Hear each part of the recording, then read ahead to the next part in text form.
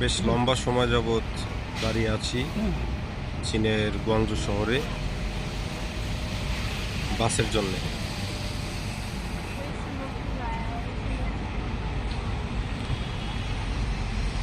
এই বোর্ডে বাসের নাম্বার লেখা আছে, প্লাস ইনফরমেশন দেওয়া আছে।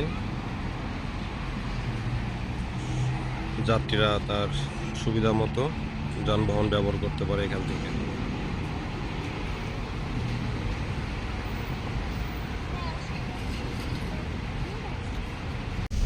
বাসের ভিতরে কিছু সুন্দরীদের দেখা যাচ্ছে, খুব লজ্জা পাচ্ছেন।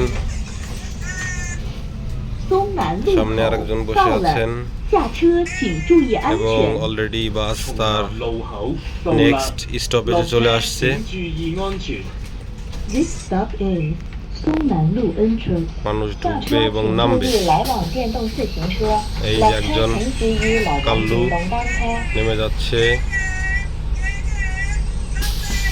এখান থেকে নতুন কেউ ওঠার মতো নাই, সব অপেক্ষা আছে। অন্যরা হয়তোবা অন্য রুটের বাসে তারা উঠবেন। খুবই কনভিনিয়েন্ট, এয়ার কন্ডিশনিং আছে ভিতরে, সব ধরনের সুবিধা বিদ্যমান।